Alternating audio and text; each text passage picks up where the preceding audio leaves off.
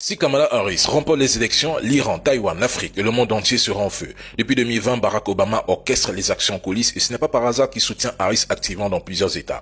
Il bat campagne pour elle et est déterminé à achever ce qu'il a commencé. En ce qui concerne la Palestine, aucun changement notable ne sera à prévoir. Que ce soit avec Harris ou Trump, tous deux sont engagés envers l'entité et tous ont prêté serment de loyauté et de soutien à celle-ci. Ils soutiendront Israël contre l'Iran quoi qu'il en coûte. L'élection de Harris accélérera le déclin des États-Unis et de l'Europe. Le conflit en Ukraine sera maintenu et entretenu sous son mandat et l'Europe en subira lourdement les conséquences au point de s'enliser et de s'appauvrir.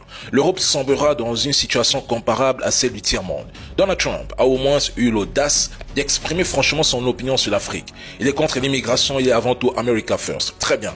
Mais sous sa présidence, les relations entre les États-Unis et l'Europe vont se détériorer. Cela pourrait offrir une opportunité unique pour l'Afrique de se libérer définitivement de l'influence des élites françaises et de l'homme multinational.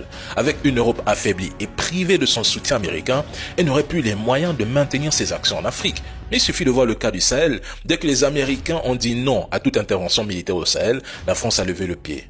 Le sujet Kadhafi, Africa. Trump au pouvoir, nous pourrions disposer de 4 ans pour reprendre pleinement notre indépendance et écarter ces élites françaises. Ce n'est pas un hasard si tous les dirigeants de l'Union européenne espèrent voir Harris accéder au pouvoir. Ils se montrent dociles et n'ont plus le contrôle de la politique ni de l'économie parce qu'ils ont tous cédé aux Américains. Ils ont bradé leur pays.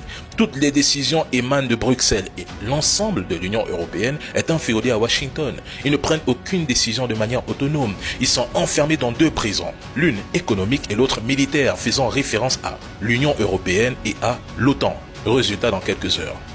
Bonjour la famille, j'espère que vous allez tous bien. Si vous êtes nouveau, n'oubliez pas de vous abonner à la chaîne et activer la cloche des notifications. Merci.